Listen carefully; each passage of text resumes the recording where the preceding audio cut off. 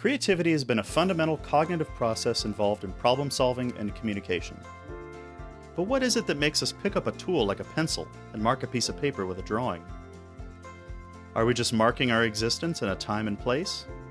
To explore creativity, I came up with 8 questions that I asked a wide range of people, from creativity researchers and psychologists to creatives from all walks of life: visual artists, musicians, cooks, comedians, and filmmakers.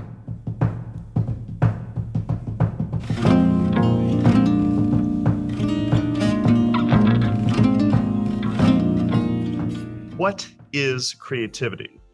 Yeah, so I think of creativity, I like a nice rigid definition, and I love, oh dear, I'll think of his name in a minute, you probably know it, who said that creativity is something that's novel and useful. And then you have to say in a particular environment, because creativity is very much environment and person dependent.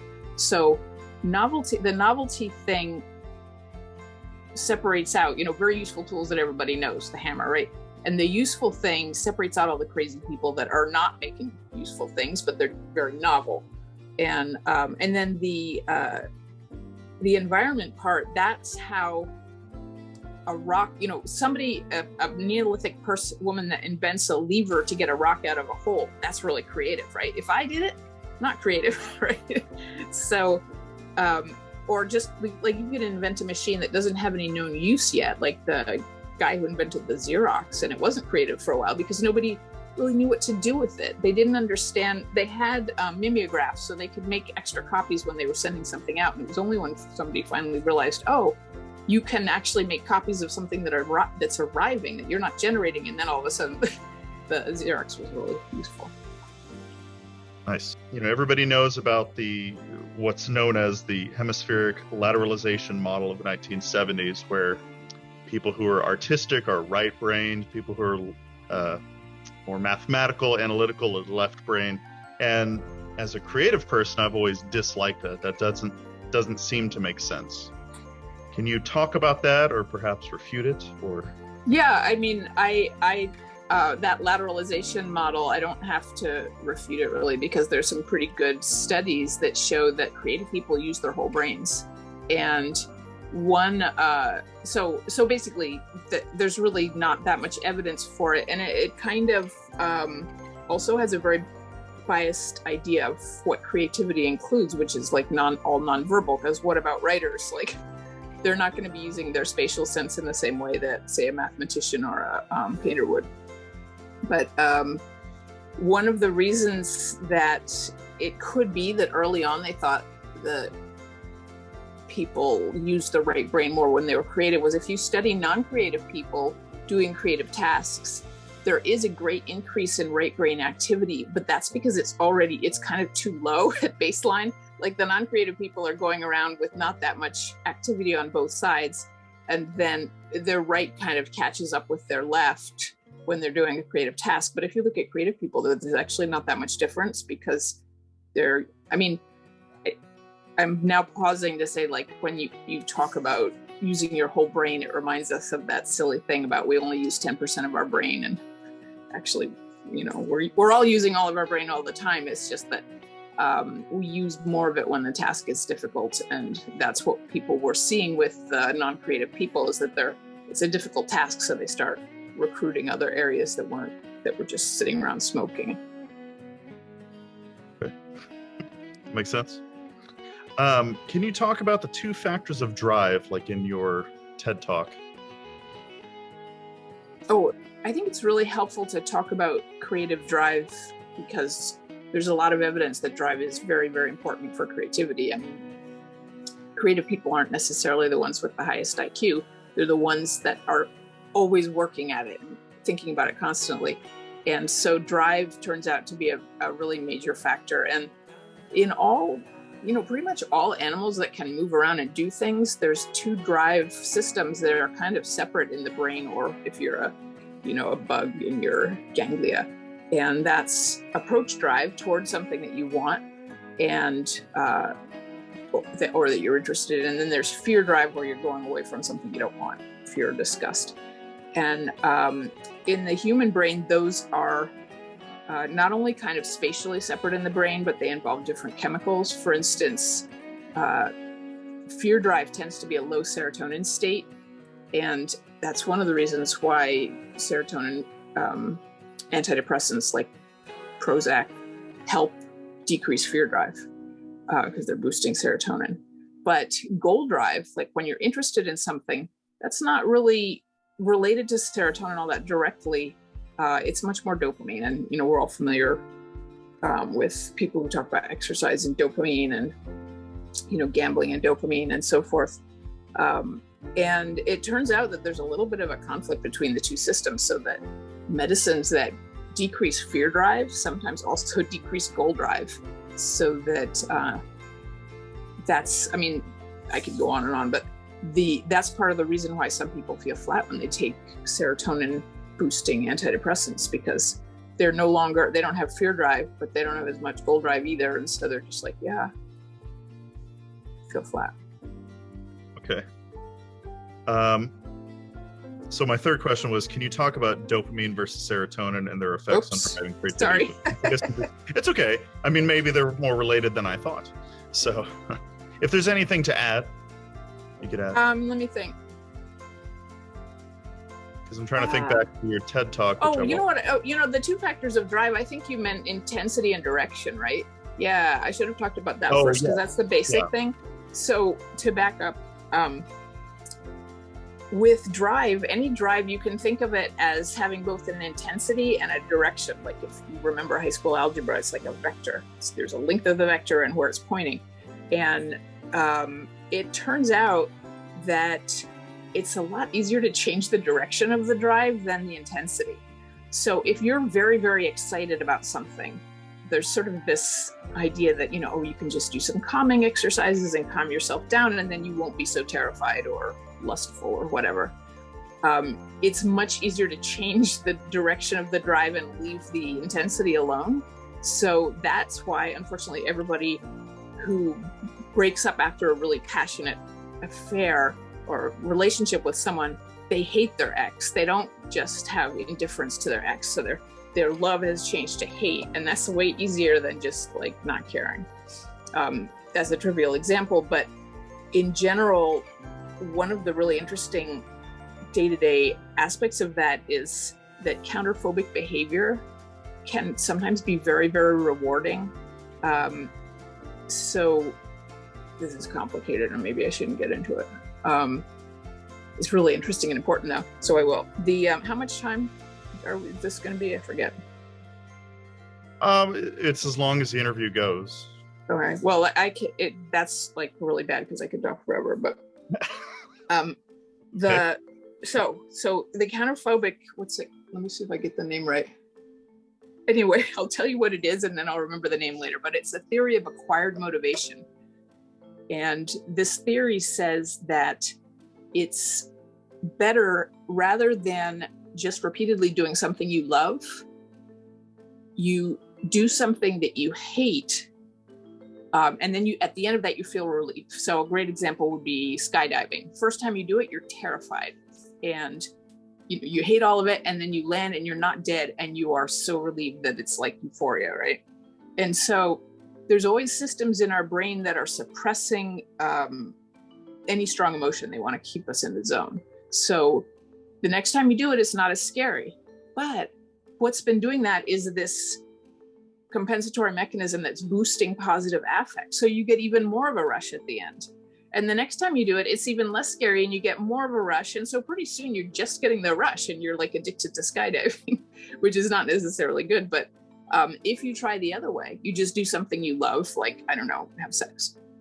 That was pretty basic. That's pretty hard to unlearn that pleasure, although people do a good job of it sometimes. How about listening to a beautiful piece of music? You have an incredible, intense experience. Second time you listen to it, not so much.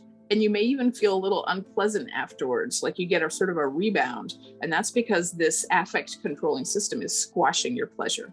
And then the third time you listen to the music, you're just bored. And at the end, you're just like, you have a big rebound. You feel awful. So that's why sometimes doing counterphobic stuff can be actually a more reliable way of pleasure.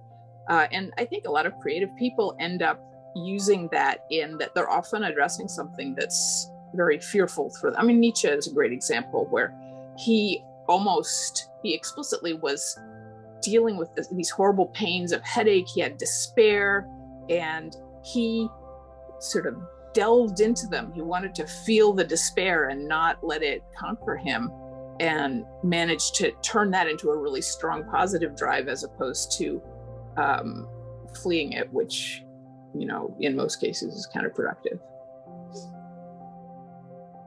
It reminds me of melancholia. So like when a creative person isn't really being as creative, they kind of fall into melancholia. And then eventually when that's over, then they have the euphoria and they have the burst of inspiration and the such and such. I don't know, it sort of reminds me of that. Well, it does. Now, this may be too technical and pathological, but these days melancholia is used for a certain type of depression that's full of shame and guilt, and people move around a lot and lose weight and can't sleep. And then there's a more common type of depression that's called atypical, where it's just like you shut down and you're tired and flat and nothing is interesting. That's a low dopamine depression, whereas melancholia is actually a fear-driven kind of depression. And since many creative people have mood swings, you're definitely right that there's this pattern of excitement. They get positive feedback. They're more and more into the task. They finish it, and then they have like postpartum, you know, whatever their creative project was. It's also a sort of compensatory thing. The body is like, you better just rest now. And so the typical depression that they have in that situation is actually more like that hibernation kind, the atypical depression where they eat more and sleep more and gain weight. And so I'm being picky and making a distinction between like the melancholia that Richard Burton wrote about in people in the, you know, the 17th century and the melancholia that psychiatrists talk about now. But there's no question that people who have finished some big project often get that down feeling. There's also a weird phenomenon where sometimes they'll still be really revved up. They're like Wile E. Coyote with his legs going really fast and he's run off the end of the cliff and there's no more project for them to work on. And they're like frantic and, you know, all this energy is coming out of their ears, and then they get depressed. No, I like you making that distinction because that kind of reminds me of, you know, people think of someone with multiple personalities as having schizophrenia. And it's like, well, nowadays that's something else. It's actually, you're talking about dissociative identity disorder. Or whatever, yeah. You know? So the terminology changes. So I'm glad. And it's also really helpful terminology because if you've got one kind of depression, if you've got a melancholic depression, SSRIs like Prozac are great. And if you don't, they're not necessarily good. And you might want to take something like bupropion that boosts dopamine. So. What was that last? Bupropion, Wellbutrin. It's a fairly common antidepressant, older than Prozac. It's like got no sexual side effects. I'm not on the board or anything. Like, it's old, it's generic, and I don't know why people don't use it as much, partly because there's all this marketing for the newer ones. But it typically is stimulating rather than sedating. People don't gain weight. It's not great for shame and guilt and these negative fear-driven emotions, although it can sometimes help them. But it's very good for people who lack interest. They'll say, yeah, I'm no longer depressed, but I'm not happy either. It's better for that, you know? Oh, okay. Yeah, I just want to know because I'm going to be transcribing this at some point. So. Oh yeah, with the spelling, U-P or O-P. Well, you know, I often will look up something just to make sure I'm wrong, but okay. Yeah. So part of what I'm doing with my film here is I want to talk about how to foster creativity. Uh-huh. And I know in your TED Talk, if you could sort of go over different exercises. So how does one foster creativity? You know, I think, you know, I should probably, actually, hold on, let me just pull up the TED Talk since it was a long time ago. I feel like I have an obligation to start with. Say that again.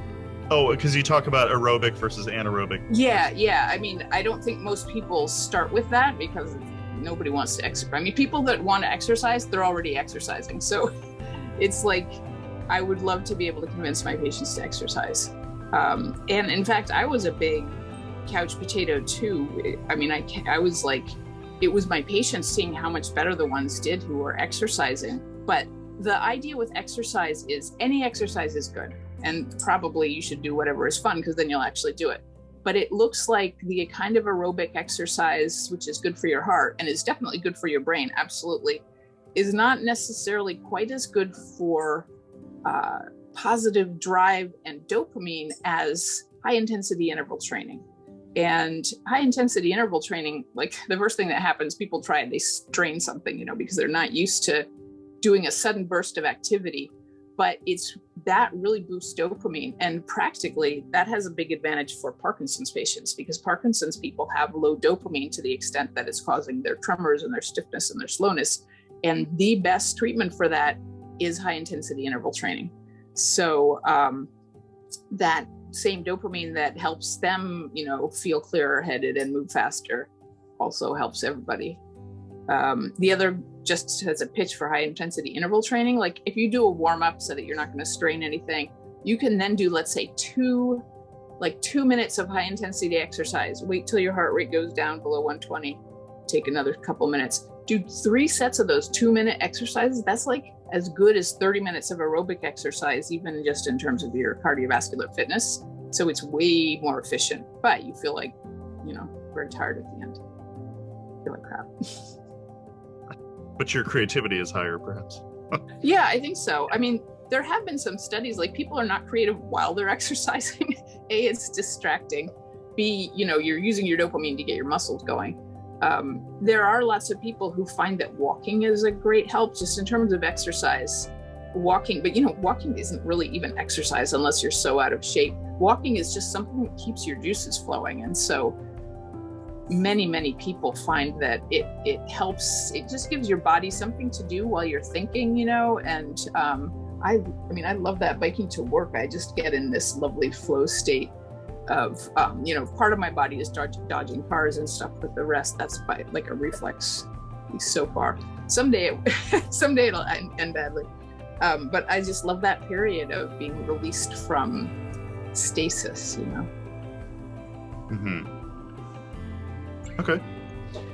The fifth question maybe should have really been attached to the second one about the factors of drive, because you my fifth question was, can you talk about creativity and danger? Yeah. And sort of did, talking about the fear drive versus the approach drive. But I remember in your TED talk, you talk about like you need to be in a safe place to be able to create, and how to make safe places for yourself if you're not in one. Can you talk about that a little bit? Sure. I think one of the things that got me interested in creativity and danger was that so many of my trainees and colleagues would say, well, I have to put it off to the end because that's when I get the most creative. I've got this panic, but I have to finish it. And I thought, how much evidence is there for that? And there's like negative evidence. Panic is very bad for creativity, partly because when your norepinephrine goes up, that's sort of one of the panic hormones or neurochemicals, you get very reflexive. When you're panicked, you're just going to do something that's like inbred to get out of there. You're not going to be thinking and slowing down. But more generally, not in terms of like real panic and deadlines, but in general, there's this adage that necessity is the mother of invention. And necessity, like real need, no, that's not good either. And if you think about places where people really do have needs, they don't have time to invent. They're just trying to stay alive. And so necessity is the mother of invention only in our rarefied upper middle class culture where we're never really in any kind of actual need. So necessity is a fear drive. If you put it a different way, you say frustration is the mother of invention. Frustration is a blocked goal drive. You're not going to die if you don't get that, promotion or the girl or whatever, but you're going to be really, really frustrated. And that is probably the mother of invention. My friend Pagan Kennedy wrote a great book called Inventology, just discussing the evidence that the people who make the discoveries are often the end users. They're the ones that are so frustrated every day because this is happening over and over again. And not somebody who's just thinking of it as a theoretical problem. Again, there's the drive aspect of that as well. But fear is just, there's so many ways in which it's bad for creativity. We talked a little bit about just the direction of the drive, and anything that you're afraid of, you're going to do as little of as possible, right? If you're afraid of death, you don't want to think about it. You don't want to look it in the face. You're not going to be spending all your time thinking about it, except possibly in some very repetitive, panicky way. And then another aspect of it is that you can make a sort of a evolutionary metaphor in that we think of, I think maybe there's a stereotype of difficult environments causing mutations and causing a new species, like that if, there's the Ice Age and, all the forces that caused the dinosaurs to go extinct and mammals to be able to take over the earth, we see that as somehow fostering this new idea, or new species in this case. The fact is, those mammals were around before the meteor hit the earth and everything. They were there. They were just like they were bit players, and all of a sudden all the big animals were killed off. So it's actually the fertile times, it's when the environment is very permissive, that these mutants, these hopeful mutants, can arise. And it's the exact same thing with ideas, in that when you've got time on your hands and you're just irritated by something and you're playing around with ideas, that's where you can experiment and try stuff and not die. If it's really a difficult situation, you experiment. Like, most experiments go badly, most creative ideas are wrong, and in a difficult environment, it's just going to be really dangerous. So in a way, we want to think of very permissive environments as being good creative environments, whether it's think tanks or stuff like that. The only problem is if the environment is too permissive that no one has any drive for anything, if they're just sitting around eating, then that's not good. But there's a great article by Adam Gopnik in the New Yorker that was called, I think, The Fifth Blade. And he was saying, why are there so many different types of razors? There's the kinds with 3 blades, and then there were 4 blades. And he was basically saying that it's just because there's all this surplus energy and time that we have.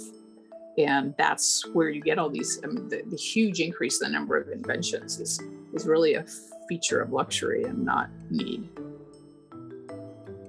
Going along with that, it's a feature of luxury. There's an idea, a religious idea, a metaphysical idea that, if there's a God that created everything, that creativity came out of divine boredom. What do you think about that? I am very interested in boredom. It's like, actually, I have a very elegant friend, Marina Venzuelan, who's a complete person who writes about boredom, and I am fascinated by boredom, and she got me interested. And I think you're totally, I haven't asked God personally, but I bet he was bored, she or he, it. Boredom is a frustration drive. You want to be doing something. Now, there's different types of boredom. There's the boredom of a little kid. That's frustration. They have all this energy and nothing to do, and they're crawling out of their skin. What we call boredom in old people is really apathy. They're just sitting there, and you think they're bored, but they just don't even care anymore. That's not a creative state. It's the wanting to be doing something and not having anything to do that makes the kids think up the cool games. And so, yeah, I think God was bored. I'm just curious, you said that that was a theological idea. Which church was that said God was bored? Is that a Lutheran thing? What? It doesn't come out of a church doctrine. Yeah, okay. Out of, people like myself. Right, I was thinking that it sounds like some people that don't believe in God, obviously. But anyway, just tangent there. That is why he made it so miserable for everybody, right? It's just much more fun. Who wants to watch a TV show where no one dies? Well, I don't mean not necessarily vindictiveness, but just boredom. It's just me here. Maybe I should create things so I can talk to people. Yeah. I guess it's more of a philosophical idea than a religious idea. That's true. Yeah, it's an idea. We'll just call it an idea. It's an idea. So last question here, unless because it's going fairly quickly. Yeah, I mean, I guess I should say throw in something some- about creativity and danger. I forgot the point about creativity creating danger. Oh, okay, sure. I mean, one way in which creativity actually causes danger is that a lot of creative experiments don't work, so Daedalus and Icarus, ended badly. And also that creative people are often novelty seeking. So they're seeking out things they don't know that much about. And then finally, when you make something that's very new, it can have very unintended consequences. And the Nobel Prize is an example of that. Nobel invents dynamite, not knowing what things it was going to do. I mean, now it's like, we think of that as like really minor, but for him, he felt awful about that. And so he that's what he did with his money, was try and reward creativity, but it was partly out of guilt. And so I think that you can never separate any of these things. Like, there is some evidence that a little bit of danger is good for creativity. If it's just a little whiff of it that can get you going. It's just overwhelming danger, not so good. Sure. So the last question here, again, unless I can just throw in a couple at the end here, but how do you see creativity helping us, humanity, in the future? Creativity can help us in so many ways. It could also hurt us, of course, and it has. One of the ways of thinking about it is there's so many serious problems that need creative answers, climate change, poverty. I think that's in a way a glib answer, but we know that none of the current answers work. So we need some new creative way of solving the problem. It's just that any powerful force is powerful for evil as well as good. And we've seen that with the internet and social media, and we're constantly being burned. Say that again, sorry. Nuclear energy. Yeah, exactly. So the other aspect of this, I mean, and I believe this, but it just has this kind of touchy-feely ring to it that I don't like, is that we kind of need creativity to feel to be at our like peak health. I think most people like to at least feel creative. That state of, our ideas flowing and being curious and engaged in what we're doing and doing it in a different way next time. For a lot of people, that's really important for, if not happiness, at least, the thing that's kind of higher and easier, engagement and meaning, things like that are important to life. And often when people report that their creativity is down, so many other things are decreased too. Their libido's down, all the other dopaminergic things, their energy, their ability to feel pleasure, they're all kind of covariant. So it's pretty hard to imagine that we could take creativity away without making a lot of people really miserable. Yeah. I also think, I can't remember the name of the researcher, Maslow or somebody, but one of the people that has a hierarchy. Yeah.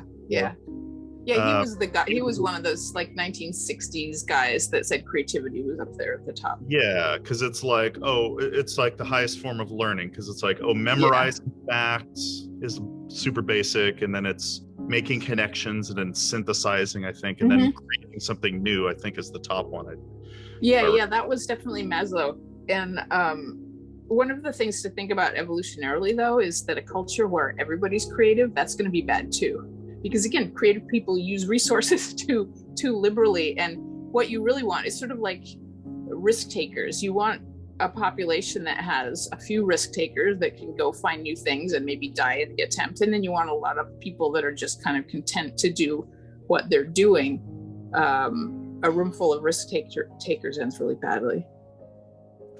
That's true. And I think I got this idea out of your TED Talk where, with robotics and automation, and they're more and more, they're kind of taking menial jobs, and then in the future the only jobs that'll be left are creative. I think they'll probably do that better than us too. There's already algorithms for writing pop songs that work a lot better than my writing would. And a friend of mine is very Doris Summer is very interested in the post-job economy and what we're all going to be doing when I think my job is so high level as a doctor, but it now turns out radiologists don't do as good a job reading films as computers do and things like that. I may not be a good diagnostician compared to a computer in like 5 years. So everybody's going to be out of a job, I think, except things where we still think bodies are important, like home care, and even there, a nice robot, you might prefer the nice robot, right? And so she's saying, what are we all going to do? And she actually looks to the rich young men in Plato's dialogues with Socrates. They were studying philosophy because they were bored. Again, it was boredom that was driving them to do it. And she says, we may not have jobs anymore, but we can still learn. And it isn't necessary, at least I as a Westerner feel like my body is built to make and do and work and stuff, but humans up until agriculture didn't spend all that much time doing things, they weren't harvesting. They actually worked about 10 hours a week according to one estimate. So it was sort of reassuring to me to think that we would just have all this leisure time and then actually be able to learn stuff and invent stuff. And maybe it wouldn't make the world better. It would just be for our own pleasure because the computers were taking care of us. But that's a little bit encouraging. The other thing, though, is, of course, the people that own the computers, they are not going to be giving us the leisure time we think is going to be there in the future world. We'll all be just like living, in some bunker if we're alive. Okay. It'll just be Elon Musk and Bill Gates and like nobody else. Yeah. Oh, gosh. Okay. Where does creativity come from? And that's the next question. And I actually think you could pull.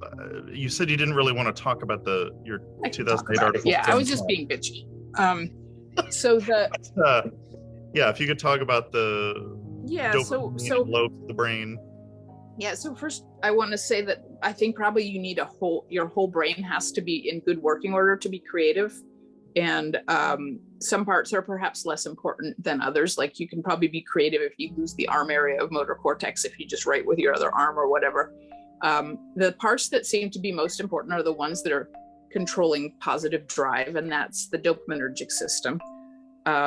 And then you can think of it in a sort of a three-part way. So there's the motivation that's coming from the midbrain. It's kind of the middle of the brain and going up towards cortex.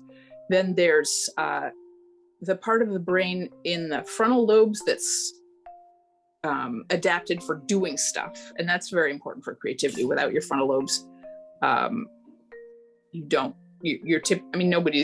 not only not creative, there's a lot of other things you can do, but you can't do. And then there's the back part of your cortex, which is much more involved in perceiving and judging, especially the temporal lobe. And then the left-right thing, that's sort of genre dependent, what actual creative task you're doing, you might use one side more or differently than the other. But in terms of general creativity, you can think of it in that three-part way. And part of the reason people think about that is we know that things that decrease dopamine make people less creative.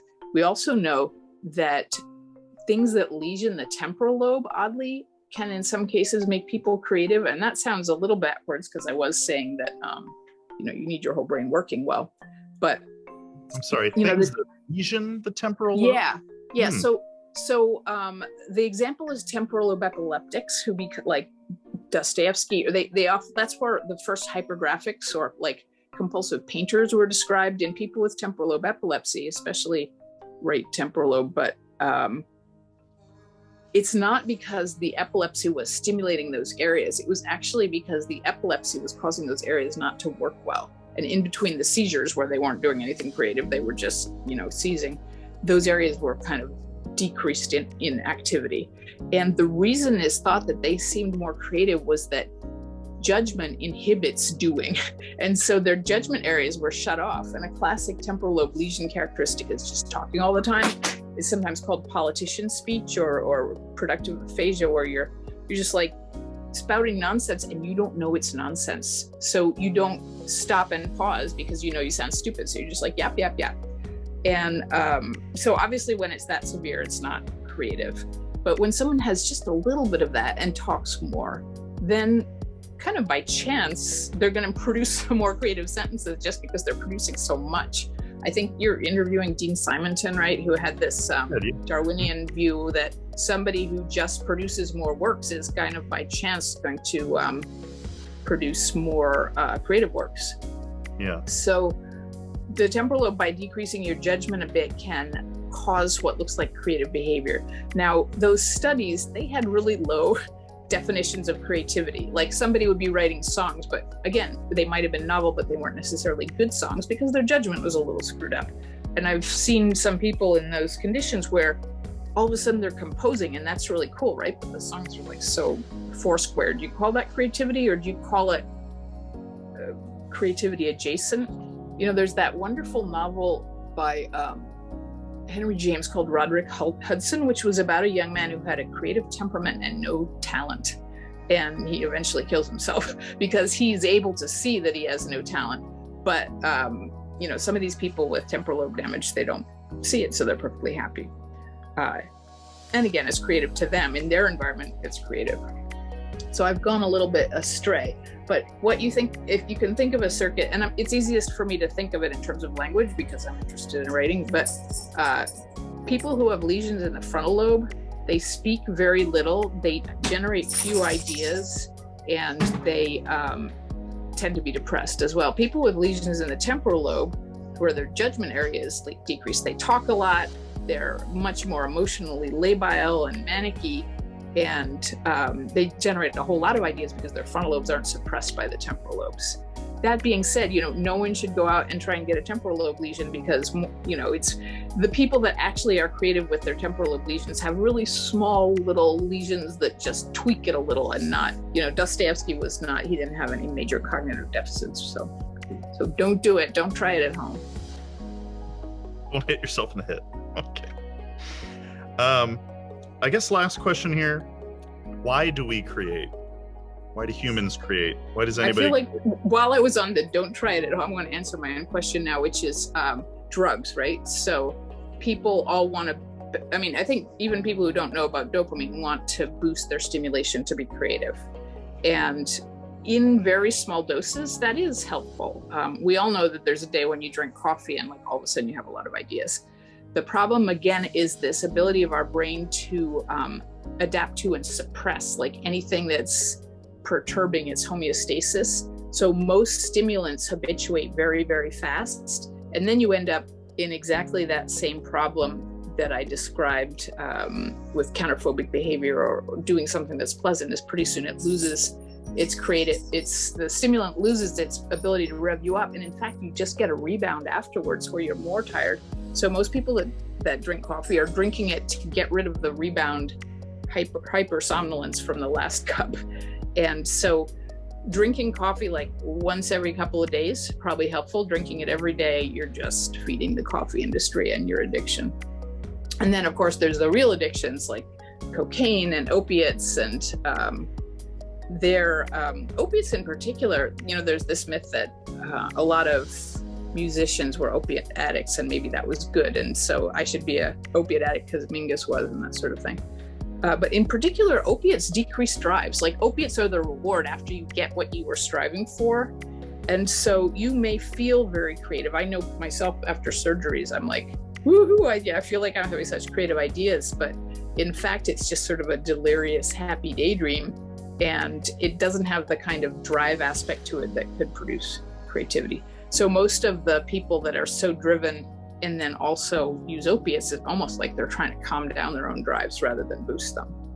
But anyway, now I've given my preachy drug talk. So your last question was, I forget. Why do we create? We create the same reason that we reproduce and have, you know, kids sexually rather than just budding off and producing a lot of people that look exactly like us, that on average in a changing environment, there needs to be some variation, or like the meteor comes along, kills off everybody who's really big. You want to have some small people and big people. You want to have some people that are doing one way versus the other. Now, this is a very low level answer. This is the sort of teleological evolutionary answer that variation is good and creativity produces variation. Creativity produces a lot of, bizarre behaviors that don't work as well.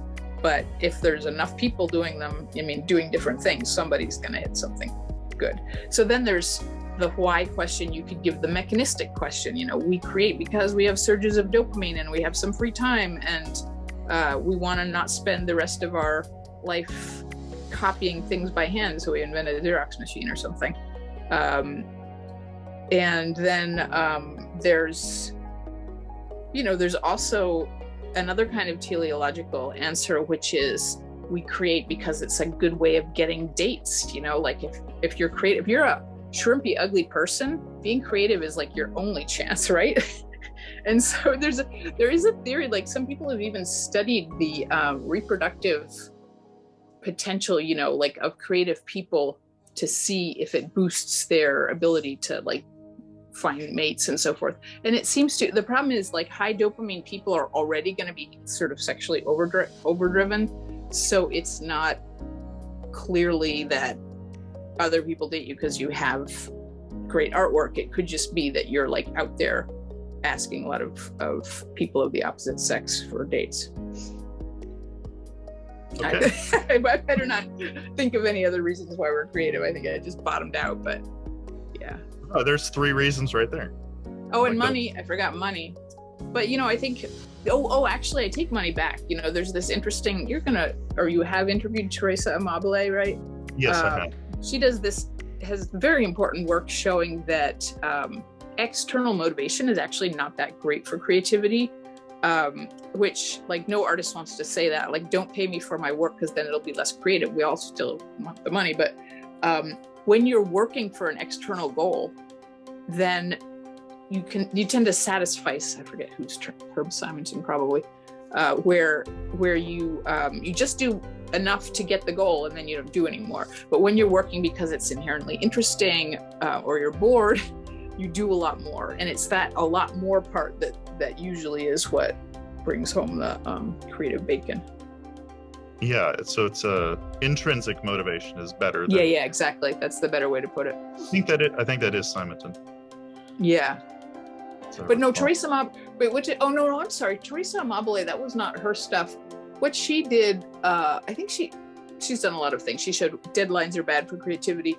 She also had lovely work showing that creativity is kind of contagious. That's another reason we're creative, because our friends are creative. And so she would have kids doing stuff, and when there were other kids around that seemed to be really enjoying it and doing more creative things with it, then the first, the study kids would as well. And Aristotle, put it, I think he said that in the muse or the inspiration is contagious and it's passed from one person to another. And I think that's true. So our teachers, and then also once you're a little creative and you spend more time around creative people, and there's like a snowball effect. You start not having to have lunch with the boring people in the cafeteria.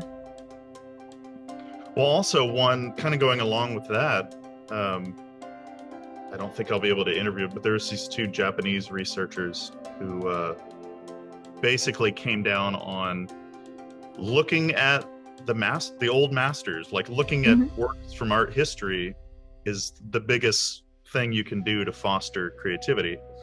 And I know, like, I'm an art teacher right now by trade, and I have this assignment where I show the students like 30 different artists, and it invigorates them, it invigorates me. It's like my own art history lesson for myself once a year, and it's inspiring. So yeah, and it's great that you brought that up. I've always been interested and kind of disgusted by Harold Bloom's writing about the anxiety of influence. These artists who are, instead of being inspired by, like Keats hearing Chapman's Homer, the translation of Homer by Chapman, and being so moved and inspired by it, these are people who are like, oh my God, everything's already been done, and like, I'm just going to sit here and I'll never be as great a writer as Shakespeare. And it seems like that's such hubris. First of all, like, was your goal really to be as great as Shakespeare and not just to write something good? And that sort of fear-driven and competitive zero-sum kind of thing where you're actually inhibited by the great masters, I just think that's wrong. Totally. All right, well, great. Thank you for doing this. I appreciate it very much. Great. Well, good to work with you. All right. Thank you so much. Have a good evening. Sure. You too.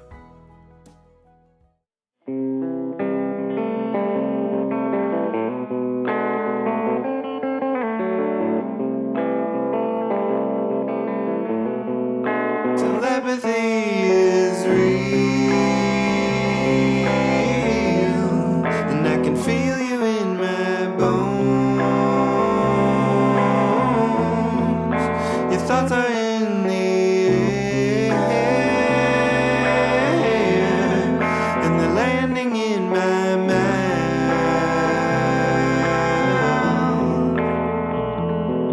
converging from all directions. The energy is at home. Words from a long lost conversation are fleeting and reborn. Telepathy is real, and electric lines of light are traversing vast dimensions and appearing in my sight.